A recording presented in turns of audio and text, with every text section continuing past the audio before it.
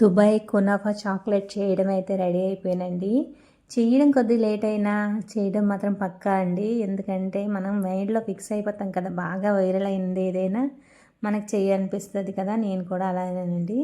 మొత్తానికి white chocolate అయితే double boiled మెథడ్లో వేసి ఇంకా ఫ్రిడ్జ్లో పెట్టేశాను. నెక్స్ట్ అయితే ఈ సన్న సేమియా అన్న కొంచెం నెయ్యి వేసి బాగా వేయించుకొని ఇంకా పిస్తా పొడి ఇంకా మిల్క్ మేడ్ వేసి బాగా ఫ్రై చేసుకోవాలండి. అందులో వాటర్ ఏం మిక్స్ చేయకండి, ఇంకా సేమియా అంతా పాయసం అయిపోద్ది. అందుకోసమే వాటర్ ఏం మిక్స్ చేయకన్నా జస్ట్ మిల్క్ మేడ్ ఇంకా పంచదార పొడి ఇది బాగా ఫ్రై చేసుకొని పక్కన పెట్టేసుకోవాలి.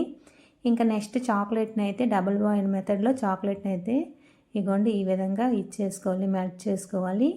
ఇలా మెల్ట్ అయిన చాక్లెట్ మౌల్డ్లో వేసేసుకొని ఫ్రిడ్జ్లో పెట్టి ఒక 10 నిమిషాలు అయిన తర్వాత ఈ కునాఫా కూడా వేసుకోవాలండి. ఇలా వేసుకుంటే బాగా నీట్గా వస్తుంది చాక్లెట్ అయితే, మనం బయట కొనేటట్టే ఉంటుంది. నేను కలర్లు ఏమీ యూజ్ చేయలేదండి, జస్ట్ నా దగ్గర ఉన్న ఇంగ్రీడియంట్స్ అలా నీట్గా చేశాను. టేస్ట్ అయితే అదిరిపోయిందండి. అస్సలు మళ్ళీ మళ్ళీ తినాలనిపించినట్టు ఉంది. ఏదైనా చాక్లెట్ అంటే ఎవరికి నచ్చదు చెప్పండి, చిన్నపిల్లల నుండి పెద్దవాళ్ళకి అందరికీ ఇష్టమే కదండి ఈ చాక్లెట్.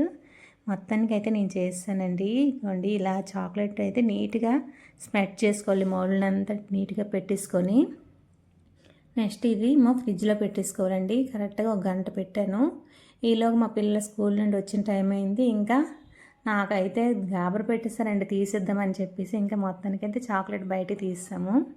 ఇగోండి చూడండి ఎంత కలర్ఫుల్గా చాలా బాగుంది కదా, టేస్ట్ కూడా అదిరిపోయింది. మీరు కూడా లైక్ చేసి సబ్స్క్రైబ్ చేసుకోండి.